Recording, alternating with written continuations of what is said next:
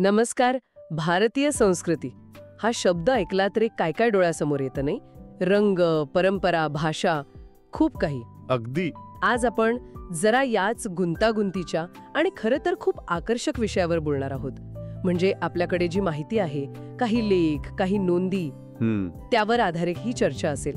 हजारो वर्षांचा हा प्रवास आहे या संस्कृतीचा. तर प्रयत्न हा आहे की या माहितीतून काही महत्वाचे धागे शोधायचे, समजून घ्यायचं की ही संस्कृती इतकी जिवंत कशी राहिली आहे. बरोबर. आणि फक्त वरवरच्या गोष्टी नाही बघायच्यात आपल्याला, तर या स्रोतांच्या मदतीने थोडं खोलवर जायचंय की भारतीय संस्कृतीच्या अंतरंगात नेमकं काय आहे. एवढी विविधता असून सुद्धा एक प्रकारची काय म्हणतात त्याला एकसंधता कशी जाणवते. बरोबर. आणि वेगवेगळे प्रभाव आले गेले, त्यांना सामावून घेत ही संस्कृती कशी टिकली, कशी वाढली, हे प्रश्न महत्वाचे आहेत. नक्कीच. सुरुवात करूया का त्या सगळ्यात मोठ्या वैशिष्ट्यापासून? विविधता. हो, अगदी. म्हणजे आपल्याकडच्या माहितीत हे पुन्हा पुन्हा येतं की भारताचं खरं सौंदर्य किंवा खरं रूप हे या विविधतेतच आहे. बरोबर. उत्तरेकडे जा बर्फाची शिखरं, दक्षिणेकडे जा समुद्रकिनारे, पूर्वेकडे हिरवीगार वनराई, पश्चिमेकडे वाळवंट.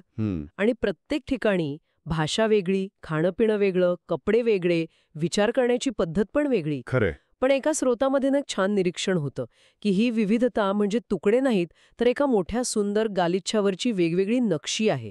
मग यात समान काय आहे? तो धागा कोणता? हा खूप महत्वाचा प्रश्न आहे. आणि ही विविधता का आली, कशी वाढली, हे तर इतिहास आणि भूगोल आपल्याला सांगतोच. हजारो वर्ष लोक येत राहिले, इथे स्थायिक झाले, त्यांच्या परंपरा आणल्या, त्या इथल्या मातीत मिसळल्या.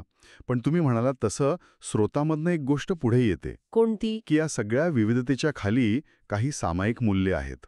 खोलवर रुजलेली. अच्छा. उदाहरणार्थ कुटुंबाला दिलं जाणारं महत्त्व, आणि दुसरं म्हणजे जीवनाकडे बघण्याचा एक विशिष्ट आध्यात्मिक दृष्टिकोन. हे दोन मुद्दे मला वाटतं खूप महत्वाचे आहेत. हो. काही अभ्यासक म्हणतात की याच्यामुळे वेगवेगळ्या प्रादेशिक संस्कृती असूनही एक प्रकारचं कनेक्शन टिकून आहे. कुटुंबाबद्दल बोलूया का थोडा? हो. कारण आपल्याकडच्या माहितीत यावर खूप भर दिलाय. हो, नक्कीच. असं म्हटले की भारतीय समाजात ना व्यक्तीकडे एकटं म्हणून बघितलं जात नाही सहसा. बरोबर.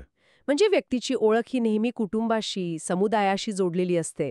आजच्या जगात हे थोडं वेगळं वाटतं नाही का, जिथे इंडिव्हिज्युअलिझमवर जास्त जोर असतो. अगदी. पश्चिमेकडे बघितलं तर मी महत्वाचा असतो. इथे आपण किंवा आमचं हे जास्त महत्वाचं वाटतं अनेकांना. हो. आणि विस्तारित कुटुंब म्हणजे फक्त आई वडील मुलं नाही. हो. काका, मामा, आजी आजोबा, भावंड सगळेच. हे संबंध आजही महत्वाचे मानले जातात. सण उत्सव, लग्न कार्य हे तर मोठे सोहळे असतातच. अगदी. आणि हे फक्त औपचारिक नाहीये. म्हणजे माहितीत असंही आहे की आजही अनेक महत्वाचे निर्णय, अगदी आर्थिक असतील किंवा व्यक्तिगत आयुष्यातले, ते कुटुंबात सगळे मिळून घेतात, सल्लामसलत करून. अच्छा. यात कुठेतरी एक सुरक्षिततेची भावना आहे, भावनिक आणि सामाजिक आधार मिळतो. पण याच माहितीत दुसरी बाजू पण दिसतीये नाही का, म्हणजे वाढतं शहरीकरण, आधुनिक जीवनशैली. बरोबर. त्याचा ताण येतोय या पारंपरिक व्यवस्थेवर. तरुण पिढीला स्वातंत्र्य हवंय, स्वतःची स्पेस हवीय, तर जुनी पिढी परंपरा आणि जबाबदाऱ्या जपायला बघतीये. हा एक थोडासा संघर्ष किंवा बदल म्हणूया दिसतोय. बरोबर. म्हणजे कुटुंब व्यवस्था महत्वाची आहे, पण ती बदलतीये, स्थिर नाहीये. आता तो दुसरा मुद्दा तुम्ही म्हणालात, अध्यात्म. अध्यात्म. मध्यात्म. भारताला आध्यात्मिक भूमी असं खूपदा म्हणतात स्रोतांमध्ये. पण म्हणजे नेमकं काय? कारण असं म्हटलंय की इथे धर्म किंवा अध्यात्म हे रविवारपुरतं नाहीये. बरोबर. ते रोजच्या जगण्यात विणलं गेलंय. सकाळी उठल्यापासून रात्री झोपेपर्यंत अनेक छोट्या छोट्या गोष्टींमध्ये त्याचा प्रभाव दिसतो. अगदी. आणि जगातले 4 प्रमुख धर्म, हिंदू, बौद्ध, जैन, शीख यांची मुळं इथे आहेत किंवा त्यांचं महत्वाचं स्थान इथे आहे. हे कसं काय शक्य झालं असेल? याचं एक कारण कदाचित असं असू शकतं. असं काही स्रोत सांगतात की भारतीय विचारधारेतनं वेगवेगळ्या मतांना, मार्गांना सामावून घेण्याची एक प्रवृत्ती आहे. अच्छा. म्हणजे एकमेव सत्य यापेक्षा सत्याकडे जाणारे अनेक मार्ग असू शकतात, हा विचार जास्त प्रभावी राहिलाय. इंटरेस्टिंग. त्यामुळे वेगवेगळ्या श्रद्धा एकत्र नांदू शकल्या. आणि तुम्ही म्हणालात तसं अध्यात्म म्हणजे फक्त देवळात जाणं किंवा पूजा करणं नाही. कर्म, धर्म म्हणजे आपलं कर्तव्य किंवा योग्य जगण्याचा मार्ग, आणि मोक्ष या संकल्पना लोकांच्या विचारांवर, जगण्यावर परिणाम करतात. कशा प्रकारे? म्हणजे एका स्रोतात असं विश्लेषण आहे की या संकल्पनांमुळे लोकांना त्यांच्या कर्मांची, कृतींची जबाबदारी जाणवते.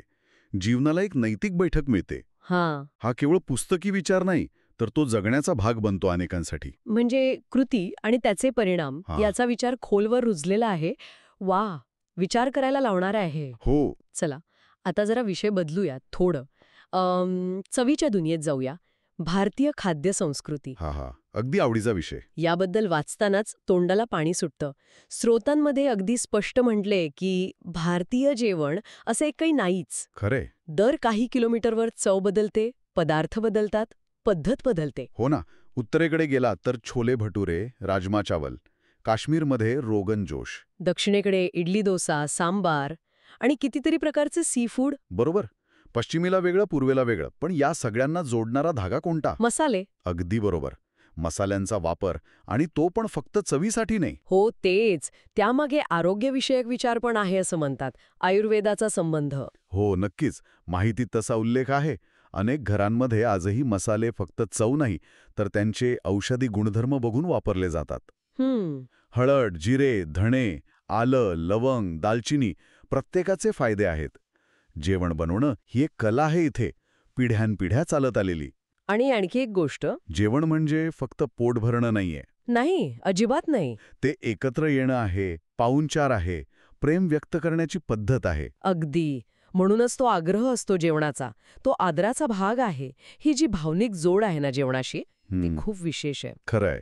ती आपुलकी जाणवते लगेच. आणि जेवणाबरोबर येतात ते सण आणि उत्सव. हां. भारताला सणांचा देश का म्हणतात ते लगेच कळतं. हो ना. असं वाटतं वर्षभर काही ना काही चालूच असतं. बरोबर. होळीचे रंग, दिवाळीचे दिवे, गणपतीचा उत्साह, ईदची शिरघुरम्याची गोडी, नाताळची सजावट, कितीतरी. आणि हे तर झाले देशव्यापी सण. हो, प्रत्येक राज्याचे, प्रदेशाचे, समुदायाचे वेगळे सण आहेत. केरळचा ओणम, तामिळनाडूचा पोंगल, बंगालची दुर्गापूजा, पंजाबची बैसाखी, यादी संपणार नाही. नाही संपणार. या सणांमधून काय दिसतं आपल्याला? काय सांगतात स्रोत याबद्दल? स्रोत सांगतात की हे सण म्हणजे केवळ धार्मिक विधी नाहीत. ते समाजाचं आणि संस्कृतीचं प्रतिबिंब आहेत. आरसे आहेत.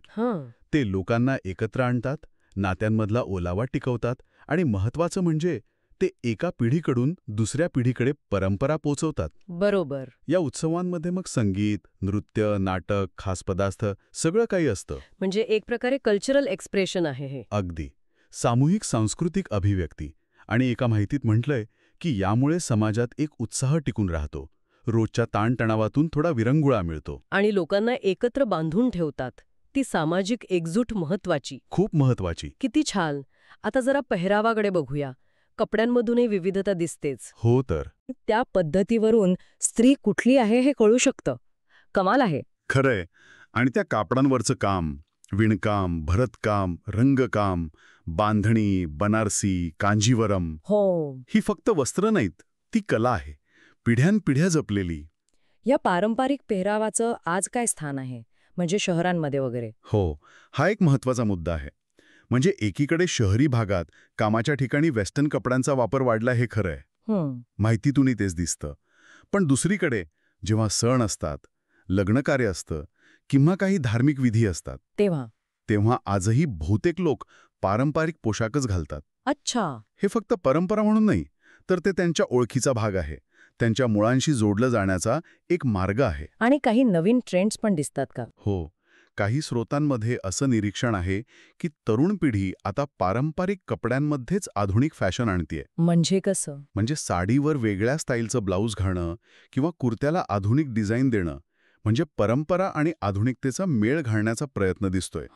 म्हणजे भूतकाळाशी नातं तोडलेलं नाहीये, तर ते नव्या रूपात समोर येते. अगदी. बदल आणि सातत्य दोन्ही आहे. आता येऊया कला आणि साहित्याकडे. भारतीय संस्कृतीची ही पण एक मोठी ओळख आहे. नक्कीच. शास्त्रीय संगीत, हिंदुस्थानी, कर्नाटक, काय जादू आहे त्या सुरांमध्ये.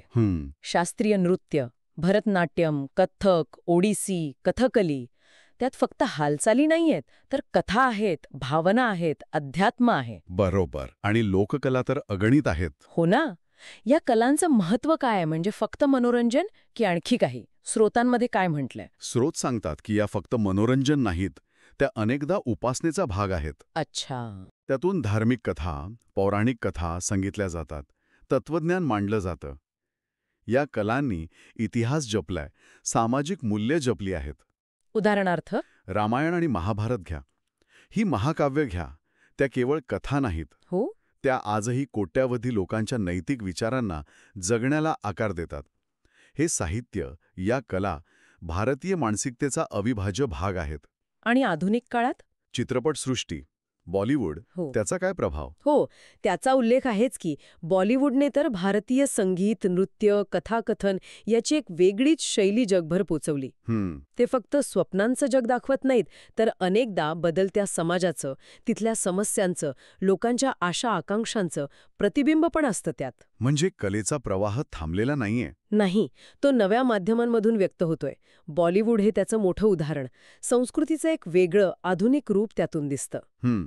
तर या सगळ्या गोष्टी ऐकल्यावर, चर्चा केल्यावर माझ्या मनात एक विचार येतोय काय? की भारतीय संस्कृती म्हणजे काही नियमांची किंवा परंपरांची अशी बंदिस्त पेटी नाहीये. नाही, अजिबात नाही. ती एका नदीसारखी आहे, सतत वाहणारी, बदलणारी, वाटेत जे येईल ते सामावून घेणारी. अगदी बरोबर तुलना आहे. आपल्याकडच्या माहितीत हे स्पष्ट दिसतं की कितीतरी बाहेरचे प्रभाव आले शतकानुशतके. मध्य आशिया, पर्शिया, युरोप. हो. आणि या संस्कृतीने ते स्वीकारले, पचवले, स्वतःचा भाग बनवले. पण तरी आपलं मूळ स्वरूप गमावलं नाही. हे कसं काय साधलं असेल? हेच तर या संस्कृतीचं वैशिष्ट्य आहे आणि रहस्य पण म्हणता येईल, असं अनेक विश्लेषक म्हणतात. तिची मुळं खूप खोल आहेत. कुटुंब, समुदाय, अध्यात्म या मूल्यांमध्ये. त्यामुळे बाहेरचे कितीही धक्के आले तरी ती टिकून राहिली. आणि आलेल्या गोष्टींना सामावून घेतलं. हो, उलट ती अधिक समृद्ध झाली. ही जी लवचिकता आहे ना, जुनं आणि नवं, पारंपरिक आणि आधुनिक, स्थानिक आणि वैश्विक यांना एकत्र गुंफण्याची क्षमता. हो, हे. खरंच. ही संस्कृती भूतकाळ विसरत नाही, वर्तमानात जगते आणि भविष्याकडे आशेने पाहते. वा, खरंच किती व्यापक आणि तरीही किती जवळची वाटते ही संस्कृती. आजच्या या चर्चेतून तिचे अनेक रंग, अनेक छटा अधिक स्पष्ट झाले असं वाटते. खूप छान माहिती मिळाली. धन्यवाद. धन्यवाद. आशा आहे श्रोत्यांनाही यातून भारतीय संस्कृतीची एक थवी वेगळी ओळख झाली असेल. जाता जाता फक्त एक विचार सोडून जातो. आपण पाहिलं की इथे किती वेगवेगळ्या परंपरा, श्रद्धा, भाषा, जीवनशैली एकत्र आहेत. आजच्या जगात जिथे ओळख, अस्मिता हे प्रश्न अधिक गुंतागुंतीचे होत आहेत, हो, तिथे व्यक्ती या इतक्या मोठ्या, विविधतेने भरलेल्या सांस्कृतिक पटलावर स्वतःला कसं शोधत असेल? या विविधतेची आव्हाने काय असतील? संधी काय असतील? विचार करण्यासारखा मुद्दा आहे हा. नक्कीच. कदाचित यावर आपण पुढच्या वेळी बोलू. आज इथेच थांबूया.